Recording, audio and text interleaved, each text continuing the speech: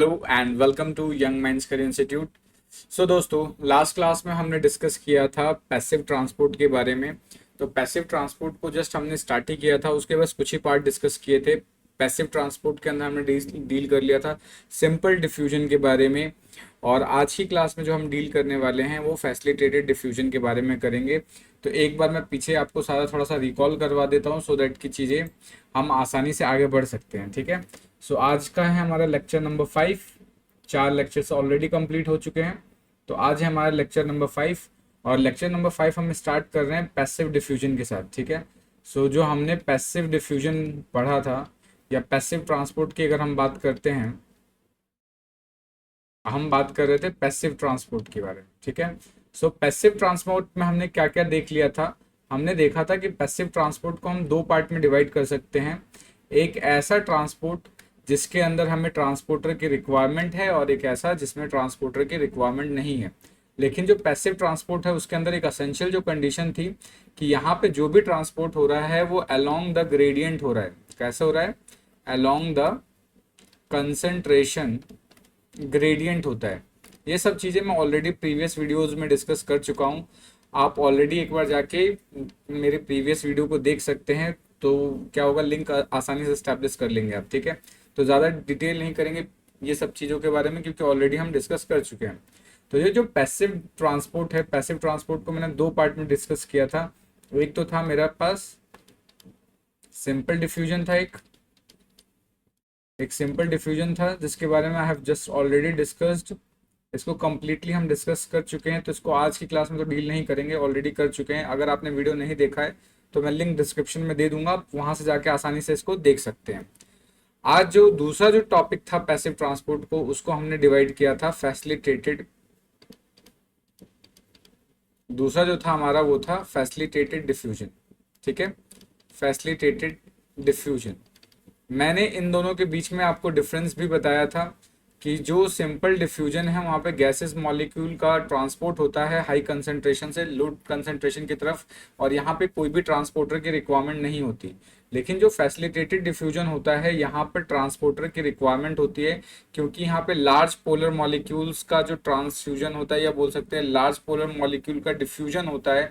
तो polar molecule के diffusion के लिए हमें यहाँ पे ट्रांसपोर्टर की रिक्वायरमेंट होती है, बिकॉज जो हमारा प्लाज्मा मेम्ब्रेन है वो हाइड्रोफोबिक नेचर का होता है। अब क्योंकि वो हाइड्रोफोबिक नेचर का है, तो जितने भी पोलर मॉलिक्यूल है वो तो प्लाज्मा मेम्ब्रेन के अक्रॉस क्रॉस नहीं कर सकते। सो इसके लिए हमें यहाँ पर जो फैसिलिटेटेड डिफ्यूजन है वहाँ पे इसमें क्या होगा कि कंसंट्रेशन ग्रेडियंट तो अभी भी प्रेजेंट होगा। ठीक है। बट यहाँ पे हमें क्या चीज़ की रिक्वायरमेंट होगी, यहाँ पे ट्रांसपोर्टर की रिक्वायरमेंट होगी। तो फैसिलिटेटेड डिफ्यूजन के अंदर हमें ट्रांसपोर्टर की रिक्वायरमेंट होती है। ठीक है। तो यहाँ पे हमने डिस्कस किया था कि ट्रांसपोर्टर इज नीडेड। यहाँ पे ट्रांसपोर्टर नीडेड है। ठीक है। और साथ के साथ यहाँ पे जो भी ट्रांसपोर्ट हो रहा है वहां पे क्या हो रहा है, large polar molecules, large polar molecules हो गया, आयंस हो गया, इन सब का जो ट्रांसपोर्ट होता है वो फैसिलिटेटेड डिफ्यूजन के थ्रू होता है। साथ के साथ अगर हम बात करें तो यहाँ पे आज की जो क्लास है, आज की क्लास में जो हमारा मेन कंसर्न होगा या जो मेन जो टॉपिक है जिसको मैं आज डिस्कस करना है, वो सारा का सारा फैसिलिटेटेड डिफ्यूजन ही है। तो let me put the heading of facilitated diffusion.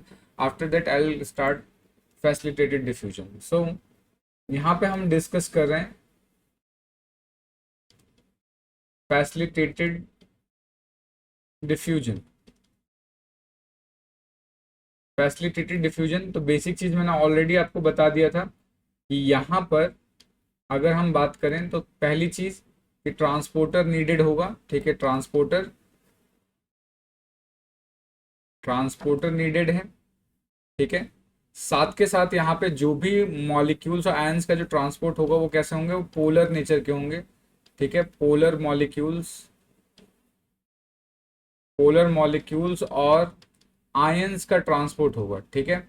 साथ के साथ अगर आपको यहाँ पे देखना है तो ये जो फैसिलिटेटेड डिफ्यूजन होता है ये थोड़ा फास्ट मीडियम ऑफ ट्रांसपोर्ट है। यहाँ पे जो ट्रांसपोर्ट होता है वो काफ़ी तेजी से होता है। वहीं पर अगर हम सिंपल डिफ्यूजन की बात करें तो सिंपल डिफ्यूजन में बहुत स्लो रेट में ट्रांसपोर्ट होता है। यहाँ पे जो ट्रांसपोर्टर या यहाँ पे बोल सकते हैं जो डिफ्यूजन रेट होता है वो बहुत कम है, वो ऑलमोस्ट 1 से लेके 100 मॉलिक्यूल्स तक ही हो सकता है, 1 से लेके 100 मॉलिक्यूल्स पर सेकंड, ये इसका रेट होता है। लेकिन सिंपल डिफ्यूजन के कंपैरिजन में जो फैसिलिटेटेड डिफ्यूजन होता है वो काफ़ी ही ज़्यादा फास्ट होता है, क्योंकि यहाँ पर हम क्या यूज़ कर रहे हैं, ट्रांसपोर्टर्स का यूज़ करते हैं। तो ये जो फैसिलिटेटेड डिफ्यूजन है, फैसिलिटेटेड डिफ्यूजन के अंदर हम जो ट्रांसपोर्टर है वो ट्रांसपोर्टर का 2 पार्ट में डिवाइड कर सकते हैं। एक चीज़ मैं यहाँ पे आपको बार बार याद दिला रहा हूँ कि यहाँ पे जितना भी ट्रांसपोर्ट हो रहा है वो कंसंट्रेशन ग्रेडियंट के अलोंग ही होगा, यानी जो भी ट्रांसपोर्ट होगा वो हाई कंसंट्रेशन से लो कंसंट्रेशन की तरफ ही होगा। ठीक है, तो क्या होगा, ट्रांसपोर्ट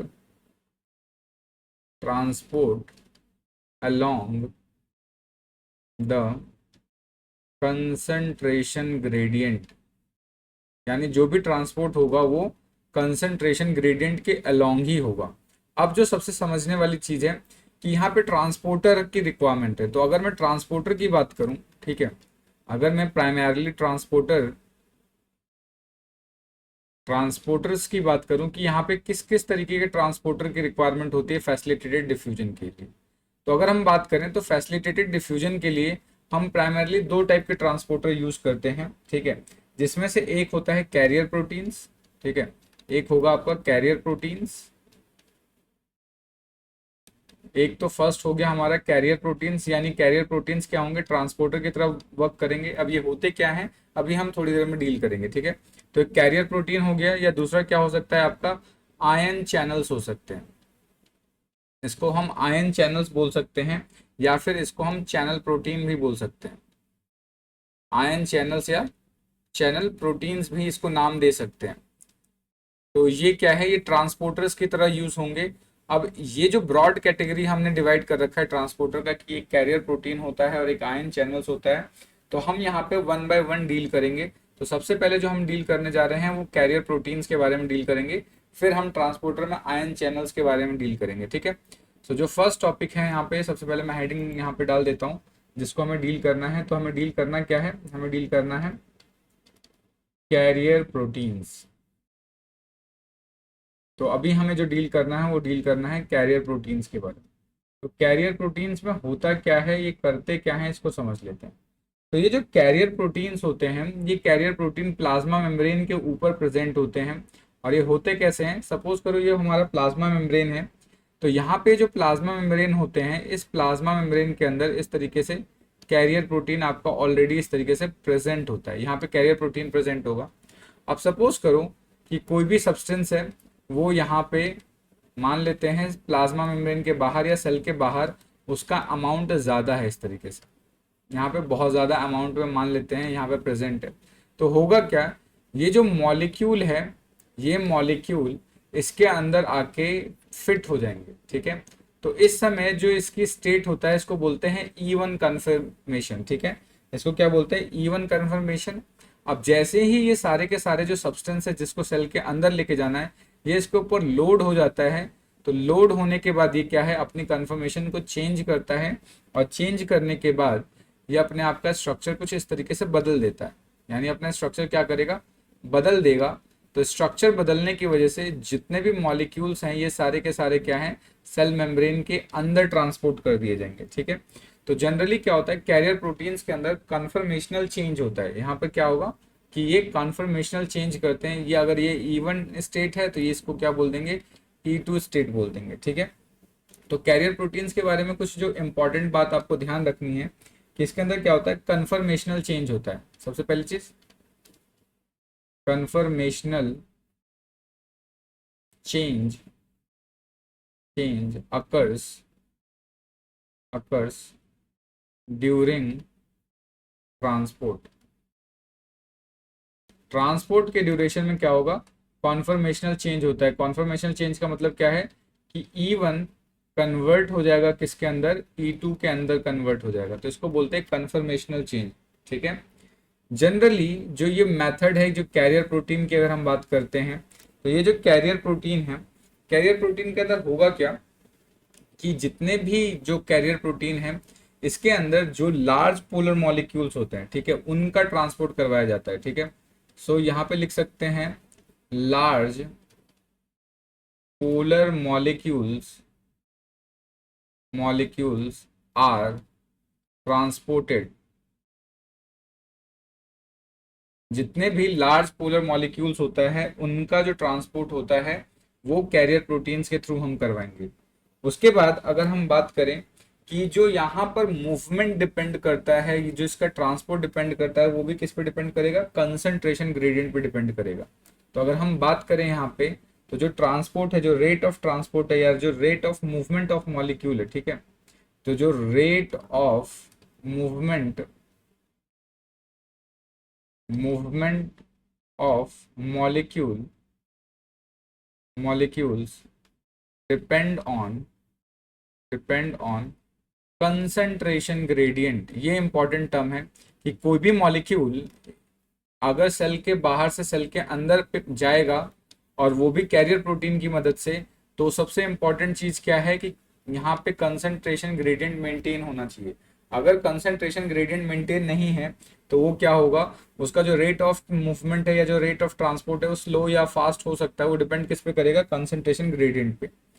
अब ये जो यहां से ट्रांसपोर्ट होता है, अगर इस मेथड के थ्रू ट्रांसपोर्ट होता है कैरियर प्रोटीन की मदद से, तो कैरियर प्रोटीन से जितने भी मॉलिक्यूल ट्रांसपोर्ट होते हैं उनका जो रेट ऑफ ट्रांसपोर्ट होता है, अगर मैं बात करूं यहाँ पर रेट ऑफ ट्रांसपोर्ट कि पर सेकेंड कितने मॉलिक्यूल्स का ट्रांसपोर्ट किया जा सकता है कैरियर प्रोटीन की मदद से, तो अगर हम बात करें तो वो रेट लगभग अराउंड होता है 10⁵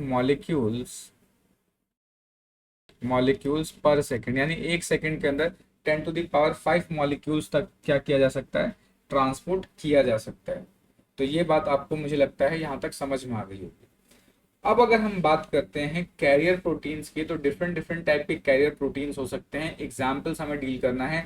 तो अभी हमने जो देखा था फैसिलिटेटेड डिफ्यूजन में ट्रांसपोर्टर्स की रिक्वायरमेंट होती है। ट्रांसपोर्टर को हमने दो पार्ट में डिवाइड किया कि कैरियर प्रोटीन्स हो सकते हैं, एक आयन चैनल्स हो सकते हैं या चैनल प्रोटीन्स हो सकते हैं। तो यहाँ पे जो कैरियर प्रोटीन है, कैरियर प्रोटीन को अब हम फर्दर डिवाइड करेंगे कि कौन कौन से कैरियर प्रोटीन्स हम यूज कर सकते हैं, क्योंकि कैरियर प्रोटीन्स के अंदर क्या होता है, कन्फर्मेशनल चेंज होता है। तो एक चीज और ध्यान रखना है कि इसमें जो कन्फर्मेशनल चेंज होने की वजह से, या बोल सकते हैं कि ये जो उसका शेप होता है फिक्स होता है, तो इसके अंदर क्या होता है, एक समय बाद सेचुरेशन आ जाता है। सपोज करो कि यहाँ पे 10 मॉलिक्यूल ही एक बार में ट्रांसपोर्ट कर सकता है, तो जैसे ही इस पे 10 मॉलिक्यूल यहाँ पे फिल्ड हो जाएंगे, तो एक समय के बाद यहाँ पे क्या होता है, सेचुरेशन आने के चांसेस हो जाते हैं। तो क्या होगा कि carrier protein after sometimes get saturated, so there is a chance of saturation. हम बोल सकते हैं यहाँ पे क्या होगा, there is a chance of saturation। यहाँ पे saturation आ सकता है। क्यों आ सकता है, क्योंकि अगर सपोज करो कि ये एक समय में 10 मॉलिक्यूल्स का ट्रांसपोर्ट कर सकता है, लेट सपोज, तो जैसे ही 10 फिल हो जाएंगे वैसे ही क्या होगा, पूरी तरीके से सेचुरेट हो जाएगा।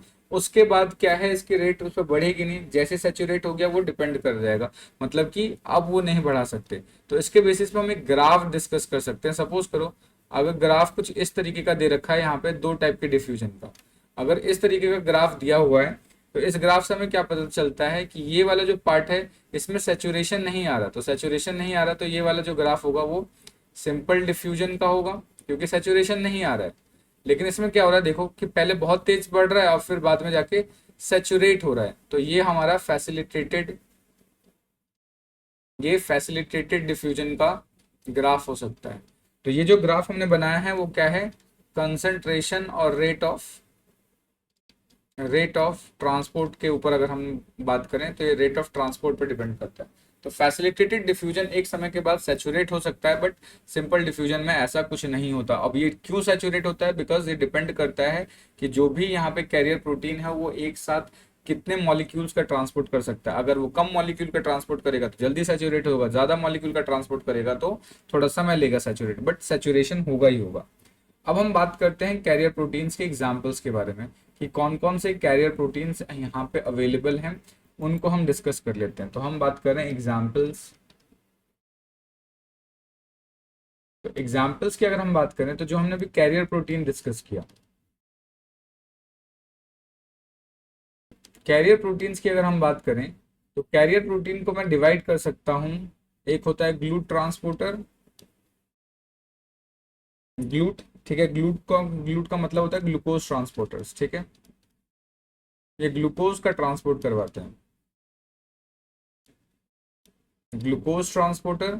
और दूसरा होता है हमारा एनायनिक एक्सचेंजर। एनायनिक एक्सचेंजर ये ऑलरेडी मैं आपको जब प्रोटीन्स पढ़ा रहा था, प्रोटीन वाले लेक्चर्स के अंदर, तो मैंने आपको बताया था कि एनायनिक एक्सचेंजर के रूप में कौन सा प्रोटीन वर्क करता है। वहां पे हमने डिस्कस किया था कि ये बैंड 3 होता है जो एनायनिक एक्सचेंजर की तरह वर्क करता है। तो सबसे पहले हम डील करेंगे कैरियर प्रोटीन में ग्लूट के बारे में, जो कि क्या है हमारा ग्लूकोज ट्रांसपोर्टर। इसका काम ही होगा ग्लूकोज ट्रांसपोर्टर की तरह। अब ये जो ग्लूट है ये बहुत सारे चीज़ों से मतलब एक कंप्लीट बड़ी फैमिली है। तो इसके अंदर अगर हम बात करें तो बहुत सारे आ जाते हैं, जैसे कि मान लो ग्लूट 1। तो ये जो ग्लूट 1 है, इसका जो अबंडेंस है, वो जो सबसे ज्यादा मैक्सिमम अमाउंट में प्रेजेंट होता है वो आरबीसी पे प्रेजेंट होता है। तो अबंडेंस अबंडेंस ऑन आरबीसी, ये आरबीसी पे सबसे ज्यादा ग्लूट प्रेजेंट होता है। आरबीसी के अंदर ग्लूकोज, या फिर बोल सकते हो उसके ट्रांसपोर्टर के लिए हेल्प होगा ग्लूकोज के लिए। उसके बाद अगर हम बात करते हैं, दूसरा हो सकता है हमारा ग्लूट 2। ग्लूट 2 कहाँ प्रेजेंट होता है? ये लिवर पे प्रेजेंट होगा, प्रेजेंट ऑन लिवर। ये तो लिवर पे प्रेजेंट हो सकता है, या या कहीं और दूसरी जगह कहाँ मिल सकता है? Basal side, basal side of intestinal epithelium, basal side of intestinal epithelium. अब ये बेसल साइड क्या होता है, इसको अभी हम थोड़ी देर में डिस्कस करेंगे कि एपिकल साइड या बेसल साइड क्या होता है। इसको थोड़ी देर में डिस्कस करेंगे जब हम बाकियों को भी डायग्राम के थ्रू रिप्रेजेंट करेंगे। इसके अलावा हमारे पास हो सकता है ग्लूट 3। क्या हो सकता है? ग्लूट 3 हो सकता है। ये ग्लूट 3 कहाँ प्रेजेंट होता है? ब्रेन में प्रेजेंट होता है, प्रेजेंट ऑन ब्रेन। ये आपका ब्रेन में प्रेजेंट होता है। इसके अलावा अगर हम बात करें तो हमारे पास है ग्लूट 4। ये जो ग्लूट 4 है ये कहाँ प्रेजेंट होगा? ये प्रेजेंट होता है present on skeletal muscle, skeletal muscle, skeletal muscle में हो सकता है। इसके अलावा हम बात कर सकते हैं ये एडिपोज टिश्यूज में भी हो सकता है, एडिपोज टिश्यू। इसके अलावा हम बात करें तो ये प्रेजेंट होता है कार्डियक मसल में, कार्डियक मसल। तो ये कार्डियक मसल में प्रेजेंट हो सकता है। यहाँ पे ग्लूट 4 के बारे में कुछ इंटरेस्टिंग चीज जो आपको जाननी चाहिए कि ये जो जो ग्लूट 4 है या ग्लूकोज ट्रांसपोर्टर 4 है, ये इंसुलिन डिपेंडेंट ट्रांसपोर्टर होता है। इंसुलिन डिपेंडेंट, ये कैसा है? ये इंसुलिन डिपेंडेंट, ये इंसुलिन डिपेंडेंट ट्रांसपोर्टर है। इंसुलिन डिपेंडेंट ट्रांसपोर्टर का क्या मतलब होता है, इसको समझेंगे। सपोज करो ये हमारा प्लाज्मा मेम्ब्रेन है। अब प्लाज्मा मेम्ब्रेन के ऊपर डायरेक्टली ग्लूट 4 प्रेजेंट नहीं होता, ये प्लाज्मा मेम्ब्रेन पे दिखता ही नहीं है। क्यों? क्योंकि ग्लूट 4 इतना ज्यादा इंसुलिन सेंसिटिव है कि अगर इंसुलिन मिलेगा तो पूरा का पूरा जो भी सेल के पास ग्लूकोज है वो सारा का सारा इनगल्फ कर लेगा, सारा का सारा अंदर खा लेगा। अगर सारा यही ग्लूकोज है, ग्लूट 4 ही सारा का सारा ग्लूकोज खा लेगा, तो फिर वो क्या होगा, दिक्कत क्रिएट करेगा बॉडी के अंदर। जो डिफरेंट सेल्स हैं या डिफरेंट जितने भी टिश्यूज हैं उनको ग्लूकोज नहीं मिलेगा। तो यूजुअली ये जो प्लाज्मा मेम्ब्रेन है, ये हमारा क्या है? ये प्लाज्मा मेम्ब्रेन है। तो यूजुअली ग्लूट 4 क्या है? प्लाज्मा मेम्ब्रेन में प्रेजेंट नहीं होता। ग्लूट क्या है? सेल के अंदर वेसिकुलर फॉर्म में प्रेजेंट होता है, वेसाइकल के ऊपर प्रेजेंट होता है। यहाँ पे लेट्स से कि यहाँ पर इसके ये प्रेजेंट होते हैं इस तरीके से, ये सेल के अंदर प्रेजेंट होता है। ध्यान रखना है, सरफेस पे प्रेजेंट नहीं होता। इनिशियली ये कहाँ पे प्रेजेंट होता है? ये सेल के अंदर प्रेजेंट होता है। ये मेरा ग्लूट 4 है, ये सेल के अंदर प्रेजेंट होगा। जैसे ही सेल को इंसुलिन का सिग्नल मिलता है, जैसे मान लो ये सेल है, सेल के ऊपर यहाँ पे रिसेप्टर्स प्रेजेंट होते हैं, ये रिसेप्टर प्रेजेंट है। और ये रिसेप्टर कैसा है? आरटीके बोलते हैं इसको, आरटीके रिसेप्टर्स। आरटीके रिसेप्टर्स का काम क्या होता है कि ये इंसुलिन को, जैसे ही इसके पास इंसुलिन आता है, जैसे ही आरटीके रिसेप्टर्स के पास इंसुलिन आता है, ये क्या करेगा? इंसुलिन को सेंस करता है, और सेंस करने के बाद इंसुलिन सिग्नल जनरेट करता है, जिसको हम बोलते हैं इंसुलिन, इंसुलिन सिग्नलिंग। इसको बोलते हैं इंसुलिन सिग्नलिंग। अब ये जो इंसुलिन सिग्नलिंग है, ये क्या करेगा, इन ग्लूट फोर्स को स्टिमुलेट करेगा और ये ग्लूट फोर्स क्या करेंगे, यहाँ पे जाके वेसाइकल से फ्यूज हो जाते हैं। ये जो प्लाज्मा मेम्ब्रेन है इसका, तो वेसाइकल्स का प्लाज्मा मेम्ब्रेन और सेल का प्लाज्मा मेम्ब्रेन आपस में इस तरीके से फ्यूज हो जाते हैं। फ्यूज हो जाने के बाद जितने भी ग्लूकोज सेल के बाहर ब्लड के अंदर है वो सारा का सारा ये क्या कर लेते हैं, अंदर की तरफ खा लेते हैं। ठीक है, तो ये ध्यान रखना है कि जो ग्लूट फोर है ये हमेशा सरफेस पे प्रेजेंट नहीं होता, ये तभी प्रेजेंट होगा जब इंसुलिन की सिग्नलिंग मिलती है। तो हम यहाँ पे नोट के तौर पे इसको लिख सकते हैं या आप इसको याद रख सकते हैं। तो ये नोट क्या है इसको समझ लेते हैं कि GLUT four is not always present on plasma membrane surface. It appears on surface after insulin signaling, यानी इंसुलिन सिग्नलिंग के बाद ही या इंसुलिन के सिग्नल के बाद ही ये वेसाइकल ऊपर जाता है। और इस प्रोसेस को हम क्या बोलते हैं, जब यहाँ पे ये वेसाइकल ऊपर की तरफ जाएगा तो इस प्रोसेस को बोलते हैं वेसिकुलर फ्यूजन। इसको बोलेंगे वेसिकुलर फ्यूजन, यानी जो वेसाइकल है वो प्लाज्मा मेम्ब्रेन से फ्यूज हो जाएगा। तो इस प्रोसेस को हम क्या नाम दे रहे हैं, वेसिकुलर फ्यूजन दे रहे हैं नाम। यहाँ तक किसी को कोई डाउट आ रही है, कोई समस्या आ रही है तो आप फील फ्री टू कमेंट। आप कमेंट करते हैं, चैनल को लाइक सब्सक्राइब करते हैं तो ये मेरे मोरल को बूस्ट कर देता है। इसी तरीके से मैं ताकि आगे वीडियो आपके लिए बनाता रहूँ। कोई भी डाउट आता है तो आप इजीली पूछ सकते हैं। इसके अलावा ग्लूट फोर की बात कर लिया हमने। अब नेक्स्ट बात करते हैं, जो नेक्स्ट हमारा है ग्लूकोज ट्रांसपोर्टर, वो है हमारा ग्लूट 5 यानी ग्लूकोज ट्रांसपोर्टर 5। अब ये कहाँ प्रेजेंट होता है, ये एपिकल साइड में प्रेजेंट होता है। ठीक है, ये कहाँ प्रेजेंट होगा, present on apical side of intestinal epithelium। तो इंटेस्टाइनल एपिथेलियम के एपिकल साइड में प्रेजेंट होता है। और ये जो ग्लूट 5 है ये फ्रक्टोज के लिए बहुत ज़्यादा हाई एफिनिटी शो करता है, यानी फ्रक्टोज के साथ इसकी गहरी दोस्ती है। ठीक है, तो क्या लिख सकते हैं, शोज हाई एफिनिटी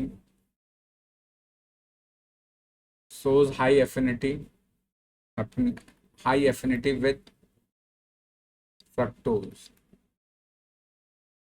तो अब हम यहाँ पे बात कर लेते हैं कि एपिकल साइड या बेसल साइड क्या होता है, इसको थोड़ा समझ लेते हैं। सपोज करो कि अगर मैं यहाँ पे इंटेस्टाइन को ड्रॉ करूँ, ये मान लेते हैं हमारा इंटेस्टाइन है, इस तरीके से ये इंटेस्टाइन है। तो आपने अगर पढ़ा होगा स्मॉल इंटेस्टाइन के अंदर कि स्मॉल इंटेस्टाइन के अंदर क्या प्रेजेंट होता है, अगर मैं यहाँ पे बात करूँ तो आपने डिस्कस तो पढ़ा ही होगा कि जो इंटेस्टाइन है उसके अंदर जो आउटर सरफेस पे होता है फिंगर लाइक कुछ प्रोजेक्शंस होते हैं, कुछ इस तरीके के प्रोजेक्शंस होते हैं। इन फिंगर लाइक प्रोजेक्शंस का काम क्या होता है कि ये एब्जॉर्प्शन के लिए सरफेस एरिया इंक्रीज कर लेते हैं। तो ये जो इस तरीके के फिंगर लाइक प्रोजेक्शंस होते हैं, इन फिंगर लाइक प्रोजेक्शंस को हम विलाई नाम देते हैं। तो इसी तरीके का स्ट्रक्चर अगर मैं ऊपर से देखूं तो ऊपर से देखने में ऐसे तो दिखेगा। ये जो स्ट्रक्चर है, जो खाली स्पेस है बीच में, इस खाली स्पेस को हम बोलते हैं ल्यूमेन। इसको क्या नाम देंगे, ल्यूमेन, यानी खाली स्पेस है। जो ये पीछे वाला साइड होता है, ये इंटेस्टाइन का जो पीछे वाला साइड है इसको हम बोलते हैं बेसल साइड।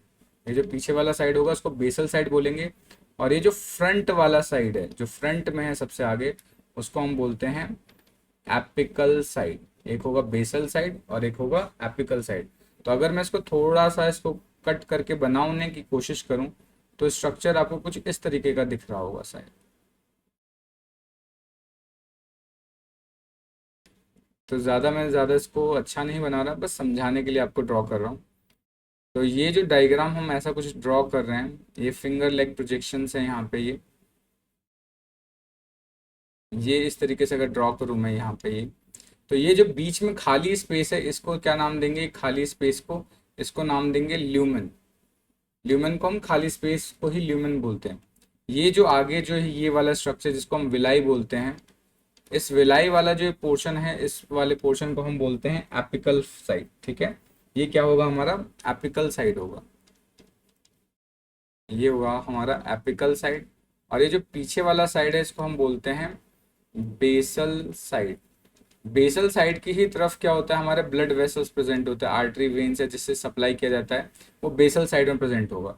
और ये जो बीच वाला पार्ट है, ये वाला, ये जो साइड है, जो ना एपिकल है ना बेसल है, तो जो सेंटर वाला है उसको क्या बोलते हैं, बेसोलेटरल। सो बोलेंगे बेसो लेटरल साइड, तो ध्यान रखना है। तो अब यहाँ पे जो है ग्लूट ग्लूट 5 कहाँ है, एपिकल साइड पे प्रेजेंट है। एपिकल साइड का मतलब कि यहाँ पर इस वाले साइड पे, यहाँ पे तो होगा आपका ग्लूट 5। और पीछे की साइड अगर हम बात करें, पीछे की साइड यहाँ पे क्या होगा आपका ग्लूट 2 होगा, क्योंकि हमने डिस्कस किया था कि बेसल साइड में ग्लूट 2 होता है और एपिकल साइड में ग्लूट 5 होता है।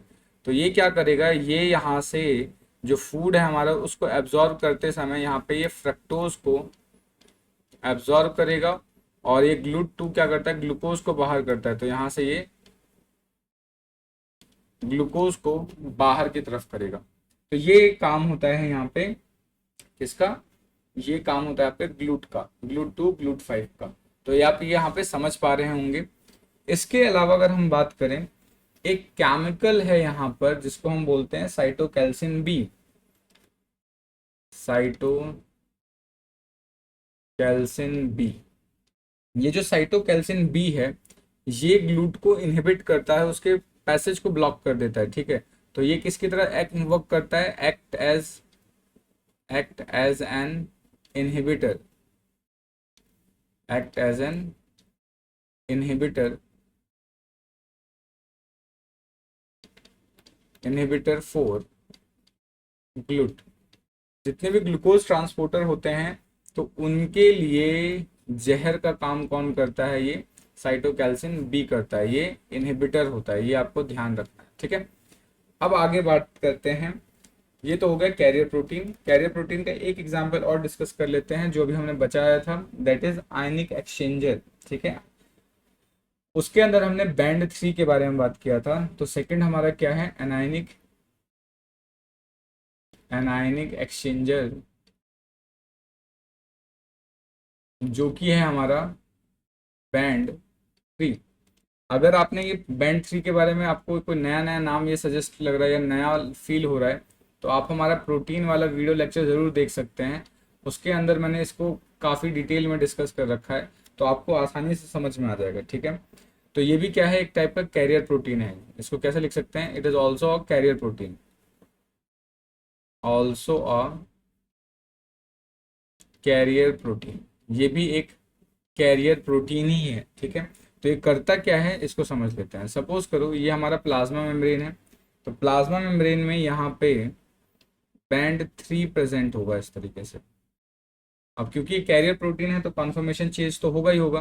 तो ये क्या करता है कि जो भी सेल के बाहर से क्लोराइड है, क्लोराइड को पकड़ेगा और ये कार्बन बाइकार्बोनेट को सेल के बाहर एलिमिनेट करता है, यानी सेल के अंदर जो बाइकार्बोनेट है उसको सेल के बाहर ले जाएगा, और जो सेल के बाहर क्लोरीन है उसको अंदर ले जाने का काम करता है। दो काम यहाँ पे कर रहा है, तो क्लोरीन को ये पैक कर रहा है और बाइकार्बोनेट को बाहर फेंकता है। तो यहाँ पे क्या होगा, कॉन्फर्मेशनल चेंज होगा। क्योंकि ये कैरियर प्रोटीन है तो कैरियर प्रोटीन क्या करते हैं, कन्फर्मेशनल चेंज ही करते हैं। तो इस केस में ये क्या करेगा, यहाँ पर ये सेल के अंदर क्लोरीन को रिलीज करता है, और यहाँ पे जो बाइकार्बोनेट होता है, इस बाइकार्बोनेट को ये पैक करके सेल के बाहर फेंकता है। तो यहाँ पे भी जो कॉन्फर्मेशन चेंज होगा, अगर सपोज करो E1 कॉन्फर्मेशन मान ले, तो ये किस में कन्वर्ट हो जाएगा, E2 कन्फर्मेशन में चेंज हो जाएगा। तो ये है हमारा क्या हो गया, एनायनिक एक्सचेंजर। तो ये हमने डिस्कस कर लिया सारा का सारा कैरियर प्रोटीन। तो अभी हमने डिस्कस किया कि जो ट्रांसपोर्टर होते हैं दो टाइप के होते हैं। कौन कौन से होते हैं ट्रांसपोर्टर के अंदर, एक कैरियर प्रोटीन हमने डिस्कस किया था, और दूसरा आयन चैनल्स के बारे में डिस्कस किया था, या चैनल प्रोटीन्स के बारे में बात किया था। तो अभी हमने कैरियर प्रोटीन डिस्कस कर लिया, बचा है आयन चैनल्स के बारे में। तो आयन चैनल्स भी थोड़ा सा डिस्कस कर लेते हैं। तो नेक्स्ट अब बात करते हैं आयन चैनल्स या चैनल प्रोटीन। तो नेक्स्ट जो हम डील कर रहे हैं वो है हमारा आयन चैनल्स, आयन चैनल्स। या इसको हम चैनल प्रोटीन्स भी बोलेंगे। तो आयन चैनल्स क्या होता है, ये सबसे फास्टेस्ट मोड ऑफ ट्रांसपोर्ट है। इससे पहले मैं एक चीज़ और बता दूं, जितने भी कैरियर प्रोटीन हैं इससे जो रेट ऑफ ट्रांसपोर्ट होता है वो लगभग 10⁵ के समथिंग होता है। 10⁵ मॉलिक्यूल्स पर सेकेंड, इतना रेट तक ये ट्रांसपोर्ट करवा सकता है। अब अगर हम बात करते हैं आयन चैनल्स के बारे में, तो ये सबसे कैसा होता है, फास्टेस्ट मोड ऑफ ट्रांसपोर्ट है, या बोल सकते हैं कि ये सबसे तेजी से फास्टेस्टली चीज़ों को इधर से उधर कर सकता है। तो फास्टेस्ट मोड ऑफ ट्रांसपोर्ट, ये फास्टेस्ट मोड ऑफ ट्रांसपोर्ट है। क्यों फास्टेस्ट है, क्योंकि ये 10⁵ से लेकर 10⁵ मॉलिक्यूल्स पर सेकेंड तक ट्रांसपोर्ट कर सकता है। और जो आयन चैनल्स होता है उसका सेकेंड डिग्री या 2 डिग्री जो सेकेंडरी स्ट्रक्चर होता है, उसका जो आपका सेकेंडरी स्ट्रक्चर होगा, सेकेंडरी स्ट्रक्चर कैसा होता है, अल्फा हेलिक्स होता है। कैसा स्ट्रक्चर होगा, अल्फा हेलिक्स स्ट्रक्चर होगा। बट इसका एक एक्सेप्शन है, ये एक्सेप्शन ऑलरेडी मैंने डिस्कस कर लिया था, और वो क्या था, पोरीन्स इसका एक्सेप्शन है। पोरीन्स का जो सेकेंडरी स्ट्रक्चर होता है वो बीटा शीट या बीटा हेलिक्स वाला स्ट्रक्चर होता है, ठीक है। तो बीटा शीट या बीटा हेलिक्स स्ट्रक्चर होता है, ये एक्सेप्शन है पोरीन, ये आपको याद रखना है, ठीक है। पोरीन बस एक एक्सेप्शन है, अदरवाइज जितने भी आयन चैनल्स होते हैं उनका सेकेंडरी स्ट्रक्चर अल्फा हेलिक्स ही होता है। नेक्स्ट अब हम बात करते हैं कि ये जो चैनल्स हैं, क्योंकि ये जो आयन चैनल्स है इसके अंदर जितने भी आयन मॉलिक्यूल होते हैं, छोटे छोटे सोडियम पोटेशियम, ये जितने भी आयन्स होते हैं, आयन्स का मूवमेंट ही करवाने में हेल्पफुल होता है। तो यहाँ पे हम डिस्कस करेंगे, और साथ के साथ जितने भी आयन चैनल से एक और चीज़ पहले, सबसे स्टार्ट करने से पहले एक चीज़ और आपको बता दूं, जितने भी आयन आयन चैनल्स होते हैं वो पर्टिकुलर आयन के लिए स्पेसिफिक होते हैं। तो हम ये लिख सकते हैं कि जो चैनल्स होते हैं, channels are highly specific, highly specific. ऐसा नहीं कि सोडियम चैनल से पोटेशियम एंटर कर जाएगा, पोटेशियम से सोडियम चला जाएगा या कैल्शियम चला जाएगा, ऐसा नहीं। ये बहुत इंपॉर्टेंट है कि जो चैनल्स होते हैं वो हाईली स्पेसिफिक होते हैं। और इसको हाईली स्पेसिफिक बनाता क्यों है, क्योंकि इनके अंदर सेलेक्टिविटी फिल्टर्स होते हैं, ठीक है। Because because because of selectivity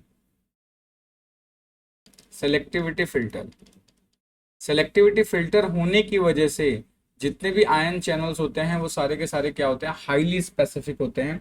ये आपको ध्यान रखना है। और चैनल्स के थ्रू जितने भी मॉलिक्यूल्स का मूवमेंट होता है वो डिहाइड्रेटेड फॉर्म में होता है। ये भी हम यहाँ पे मेंशन कर सकते हैं कि जो movement of ion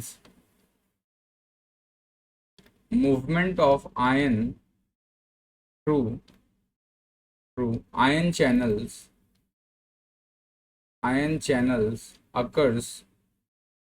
occurs in dehydrated form, यानी ये सूखे सूखे होते हैं। अगर आप सोचेंगे कि मान लेते हैं प्लाज्मा मेम्ब्रेन है और यहाँ पे ये आयन चैनल्स है, तो यहाँ पे अगर सपोज करो कोई भी आयन है उसके ऊपर वाटर मॉलिक्यूल प्रेजेंट होगा, तो वाटर के साथ मूव नहीं करता है, जितना भी वाटर है वो सारा का सारा बाहर ही शेड ऑफ कर देता है। ड्राई फॉर्म में ये क्या करता है, ये अंदर की तरफ एंटर करता है। तो ये आपको ये ध्यान रखना है, ठीक है। अब ये जो चैनल्स है, जो आयन चैनल्स है, इसको हम दो पार्ट में डिवाइड कर सकते हैं। जितने भी आयन चैनल्स हैं इनको हम दो पार्ट में डिवाइड कर सकते हैं। जितने भी आयन चैनल्स हैं, ठीक है, उसको हम क्या कर सकते हैं, दो पार्ट में डिवाइड कर सकते हैं आयन चैनल्स को। कौन कौन से दो पार्ट में डिवाइड कर सकते हैं, एक को बोलते हैं नॉन गेटेड, एक होगा नॉन गेटेड और दूसरा होता है हमारा गेटेड। एक होगा नॉन गेटेड और दूसरा क्या होगा, गेटेड होगा, ठीक है। नॉन गेटेड और गेटेड का मतलब क्या होता है, यानी जैसे सपोज करो कि आपके घर के अंदर एक एंट्री पॉइंट है, एक एंट्री पॉइंट में गेट लगा हुआ है और एक एंट्री पॉइंट में गेट नहीं लगा हुआ है। तो जिसमें गेट नहीं लगा हुआ है वो हमेशा क्या होगा, ऑलवेज ओपन होगा। तो जब ऑलवेज ओपन है तो वहां से किसी के अंदर एंटर आने, कोई भी आसानी से एंटर आ सकता है, कर सकता है, कोई भी बाहर जा सकता है। तो ये जो नॉन गेटेड है, यहाँ पे कोई भी गेट नहीं होता, तो ये गेट ना होने की वजह से क्या होते हैं, ऑलवेज ओपन होते हैं।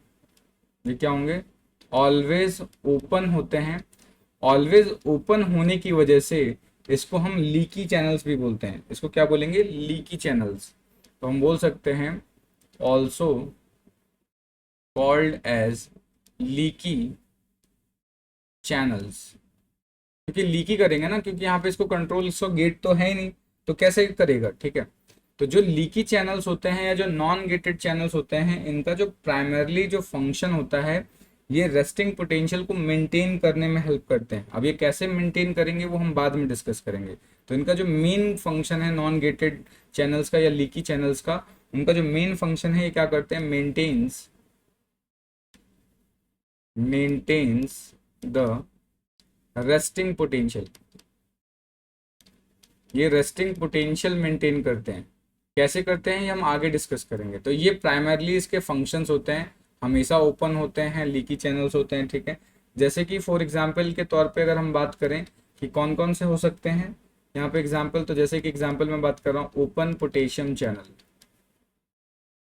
तो जो पोटेशियम चैनल है वो हमेशा क्या होगा, ओपन होगा। तो पोटेशियम का काम क्या होता है, ये जनरली रेस्टिंग पोटेंशियल को मेंटेन करेंगे। कैसे करेंगे वो भी हम आगे डील करेंगे, इसलिए थोड़ा सा पेशेंस आप रखें। नेक्स्ट लेक्चर में हम इसके बारे में और ज़्यादा डिटेल करने वाले हैं। तो ये पोटेशियम चैनल है। जनरली ये जितने भी लीकी चैनल्स होते हैं ये कहाँ प्रेजेंट होंगे, ये एनिमल सेल पे प्रेजेंट होते हैं, ठीक है। ये कहाँ प्रेजेंट होंगे, प्रेजेंट ऑन एनिमल सेल। ये एनिमल सेल में प्रेजेंट होता है। तो इतनी सारी चीजें हमने डिस्कस की किसके बारे में, नॉन गेटेड चैनल के बारे में। अब हम बात करते हैं गेटेड चैनल। तो अब यहाँ पर क्या होगा, गेट प्रेजेंट होगा, ठीक है। तो यहाँ पे क्या होगा, ये रेगुलेटेड चैनल्स होता है। तो इसको हम क्या बोल सकते हैं, also called as regulated channel, क्योंकि यहाँ पे रेगुलेट करने के लिए क्या प्रेजेंट है, गेट प्रेजेंट है, रेगुलेटेड चैनल। तो इसको हम रेगुलेटेड चैनल भी बोल सकते हैं, ठीक है। जनरली इसका काम क्या होता है, ये रिसेप्टर्स की तरह वर्क करते हैं, ठीक है। Act as receptors. कैसा रिसेप्टर्स, जैसे न्यूरो कोई ट्रांसमीटर हो गया या कुछ हो गया, तो जनरली क्या होते हैं, ये बाइंड कर सकते हैं लिगेंड्स के साथ, यानी लिगेंड्स या न्यूरो ट्रांसमीटर के साथ। तो can binds with neuro transmitter, ठीक है। डिफरेंट डिफरेंट न्यूरो ट्रांसमीटर का इन चैनल्स पे अलग अलग इफेक्ट होता है, तो ये ध्यान रखना है। तो जितने भी ये न्यूरो ट्रांसमीटर है, ये रेगुलेट करते हैं opening and closing of the gate, ठीक है। तो यहाँ पे हम बोल सकते हैं कि न्यूरो ट्रांसमीटर रेगुलेट्स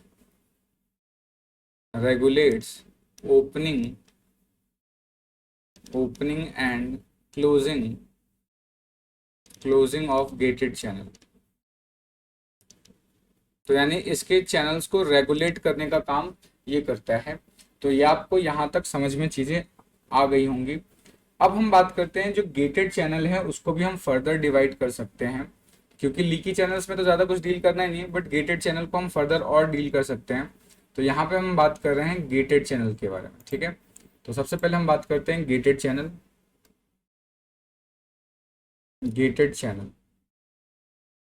अब ये जो गेट है, क्योंकि इस गेटेड चैनल्स में गेट प्रेजेंट होंगे, अब ये गेट को हम कैसे ओपन कर सकते हैं, उसके ओपनिंग के बेसिस पे इसको हमने डिफरेंट डिफरेंट पार्ट में डिवाइड कर रखा है कि जितने भी गेटेड चैनल है उसको हम कैसे ओपन कर सकते हैं, उनके बेसिस पे गेटेड चैनल को अलग अलग पार्ट में डिवाइड कर सकते हैं। तो जो गेटेड चैनल में सबसे पहला जो पार्ट होता है उसको बोलते हैं लीगेंड गेटेड चैनल। पहला हो गया लीगेंड गेटेड चैनल, ठीक है। दूसरा हो जाएगा आपका मैकेनिकल गेटेड चैनल।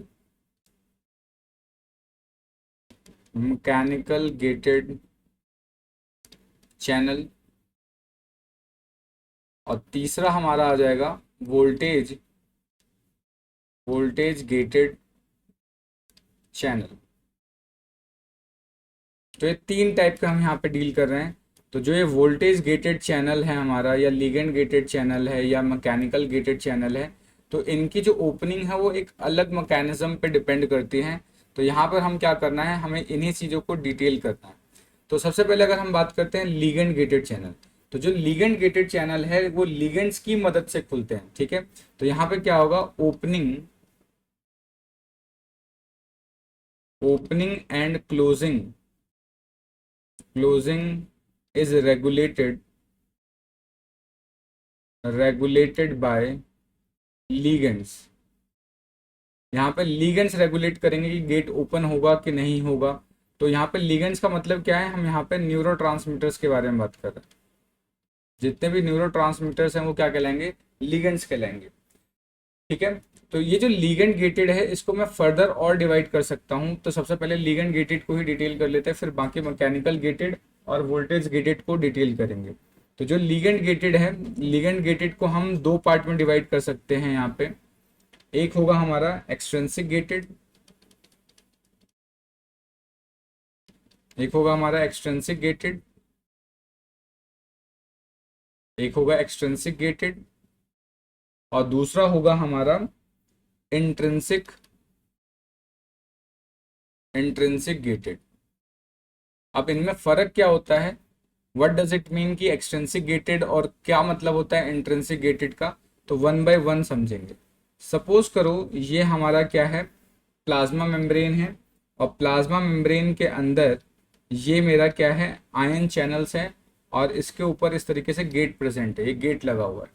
तो एक्सट्रिंसिक गेटेड में क्या होता है कि ये जो गेट है ये तब खुलेंगे जब यहाँ पे जो लीगेंड है वो आउटसाइड से जाके इसके ऊपर बाइंड कर जाए। ठीक है, तो लिगेंड्स कहाँ प्रेजेंट होगा, सेल के बाहर प्रेजेंट होगा। ठीक है, तो ये आउटर सरफेस पे बाइंड होगा। तो यहाँ पे क्या होगा, channel channel opens when ligands binds on the outer surface। यानी लीगेंड जब आउटर सरफेस पे बाइंड होगा तब जाके खुलेंगे। ठीक है, एक्सट्रिंसिक का मतलब क्या होता है, आउटसाइड। तो इसका मतलब होगा क्या कि जैसे ही इसके ऊपर बाइंड कर जाएगा, बाइंड करने के बाद गेट ऑटोमेटिकली खुल जाते हैं। तो लीगेंड क्या हुआ यहाँ पे, इस तरीके से इससे बाइंड हो गया। तो अगर लीगेंड बाहर से बाइंड आउट होगा तो इस कंडीशन में जो गेट बनेगा, या जो मतलब कि हमारा जो गेटेड चैनल है वो होगा, उसको क्या बोलेंगे, एक्सट्रिंसिक गेटेड चैनल बोलेंगे। ठीक है, तो जैसे कि फॉर एग्जाम्पल की बात करें तो यहाँ पे कौन कौन सा हो सकता है, जो मोस्टली जो लिगेंड गेटेड में, एक्सटेंसिव गेटेड में जो लिगेंड्स यूज होते हैं, जैसे कि हमारे मान लेते हैं ग्लाइसिन हो गया, ग्लाइसिन, गाबा। ठीक है, ये सारे के सारे क्या है, न्यूरोट्रांसमीटर है। ठीक है, लेकिन ये कैसा न्यूरोट्रांसमीटर है, ग्लाइसिन और गाबा को हम इनहिबिटरी है इसमें, एक सेकेंड, ग्लाइसिन और गाबा को हम क्या बोलते हैं, इनको बोलते हैं इनहिबिटरी, इनहिबिटरी न्यूरोट्रांसमीटर्स बोलते हैं। एंटी का मतलब न्यूरोट्रांसमीटर। ठीक है, साथ के साथ ये जो ग्लाइसिन और गाबा है ये किसकी तरफ वर्क करते हैं, ये क्लोरीन चैनल्स की तरफ वर्क करते हैं। ठीक है, क्लोरीन चैनल्स की तरफ वर्क करेंगे, यानी क्लोरीन के ट्रांसपोर्ट में हेल्प करवाएंगे।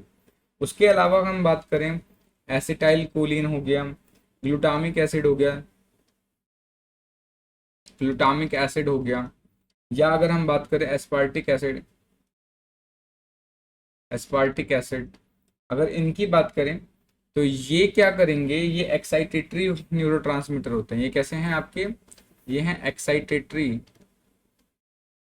ये क्या होंगे, एक्साइटेटरी न्यूरोट्रांसमीटर होंगे। और ये किसकी तरफ वर्क करते हैं, ये सोडियम चैनल्स की तरफ वर्क करते हैं, यानी सोडियम को इन आउट करवाने में हेल्प करते हैं, सोडियम चैनल्स की तरफ वर्क करेंगे। तो इनको हम बोलेंगे क्या, इनको बोलेंगे हम एक्सट्रिंसिक गेटेड। नेक्स्ट बात करते हैं intrinsic gated. Intrinsic gated obvious सी बात, आप मुझे लगता है समझ गए होंगे। यहाँ पे क्या होगा, ये जैसे प्लाज्मा मेम्ब्रेन है, अब प्लाज्मा मेम्ब्रेन के ऊपर क्या प्रेजेंट होंगे, इस तरीके से न्यूरोट्रांसमिट, यहाँ पे ये चैनल्स प्रेजेंट होंगे। क्योंकि गेटेड चैनल तो गेट है, इनिशियली ये लॉक्ड होगा, लेकिन यहाँ पर क्या होगा कि ये जो चैनल्स हैं ये ओपन हो जाएंगे। ओपन क्यों होंगे, जब कोई लीगेंड यहाँ से अटैच्ड होगा, लेकिन लीगेंड कहाँ होगा, अंदर से अटैच होगा, यानी इनर सरफेस पे लिगेंड अटैच होगा। ठीक है, तो यहाँ पे कैसे लिख सकते हैं कि जो चैनल है, channel opens when ligands ligands attached to the inner surface। जब इनर सरफेस पर अटैच होंगे तब जाके ये ओपन होंगे। ठीक है, ये क्या हमारा लिगेंड्स है। तो ये जब इनर सरफेस पे जाके अटैच्ड होगा तब जाके ये ओपन होंगे, अदरवाइज ये ओपन नहीं होंगे। ठीक है, फॉर एग्जाम्पल क्या क्या हो सकते हैं यहाँ पे इसके एग्जाम्पल, जैसे कैल्शियम चैनल। ठीक है, कैल्शियम चैनल इसका एग्जाम्पल हो सकता है। कैल्शियम चैनल कहाँ प्रेजेंट होता है, SCR पे प्रेजेंट होता है, यानी स्मूथ एंडोप्लाज्मिक रेटिकुलम पे प्रेजेंट होगा। उसके बाद साइक्लिक GMP हो गया, साइक्लिक GMP हो गया। ठीक है, CMP हो गया। ये सारे के सारे क्या हैं, एक्सट्रिंसिक गेटेड चैनल के बारे में तो हमने पढ़ लिया लिगेंड गेटेड। नेक्स्ट बात करते हैं मैकेनिकल गेटेड। नेक्स्ट हमारा जो टॉपिक है वो है mechanical gated channels. Mechanical gated channel. अब ये जो मैकेनिकल गेटेड चैनल है, नाम से ही पता चल रहा है कि यहाँ पर जो चैनल्स हैं वो तब ओपन होंगे जब किसी प्रकार का प्रेशर सेंसेशन होगा, या किसी तरीके का अगर हम बात करें कि मैकेनिकल प्रेशर जब इसके ऊपर जनरेट होगा तब जाके ये ओपन होंगे। ठीक है, तो ऐसा ओपन नहीं होता। ये कब ओपन होंगे, opens due to mechanical pressure. जब भी प्रेशर पड़ेगा सेल के ऊपर तब जाके ये गेटेड चैनल क्या होगा, प्रेजेंट मतलब ओपन होगा। और ये मैकेनिकल गेटेड चैनल्स प्रेजेंट कहाँ होते हैं, ये प्रेजेंट होता है आपका ऑर्गन ऑफ कॉर्टी में, ऑर्गन ऑफ कॉर्टी। ठीक है, यानी ऑर्गन ऑफ कॉर्टी कहाँ होता है, हमारे ऑडिटरी सिस्टम, या बोल सकते हैं कि सुनने वाले में प्रेजेंट होता है। उसके अलावा ये जो मैकेनिकल गेटेड चैनल है ये लेटरल लाइन ऑफ फिशेस में प्रेजेंट होता है, lateral line of fishes, fishes के लेटरल लाइन में होता है। और ये किस लिए होता है, ताकि वो अपना बॉडी को बैलेंस कर सके। ठीक है, फॉर बॉडी बैलेंसिंग, बॉडी की बैलेंसिंग के लिए प्रेजेंट होता है। ठीक है, तो जनरली जितने मैकेनिकल गेटेड है वो टच सेंसेशन में भी हेल्प करता है। ये क्या होगा, टच सेंसेशन में भी हेल्प करेगा। अब जो लास्ट हमारा बच गया है वो है हमारा वोल्टेज गेटेड चैनल। तो उसको हम नेक्स्ट वीडियो में बात करेंगे, बिकॉज वो एक सेपरेट टॉपिक है जिसको हमें बहुत डिटेल से पढ़ना पड़ेगा। तो इसलिए उसको मैं इस वीडियो में कवर नहीं कर रहा, बिकॉज फिर वीडियो बहुत ज़्यादा लंबी हो जाएगी और आप भी बोर हो जाएंगे। तो वोल्टेज गेटेड चैनल को मैं नेक्स्ट वीडियो में बहुत डिटेल के साथ करूँगा। होप आपको ये वीडियो समझ में आ रही होगी। कोई कमेंट है, कोई सजेशन है तो आप ज़रूर करें, और मिलते हैं नेक्स्ट वीडियो में। अगर आप नए हैं चैनल पे तो सब्सक्राइब कर लें, वीडियो को लाइक कर लें, अपने दोस्तों के साथ शेयर कर लें। मिलते हैं नेक्स्ट वीडियो में, तब तक के लिए जय हिंद दोस्तों, थैंक यू।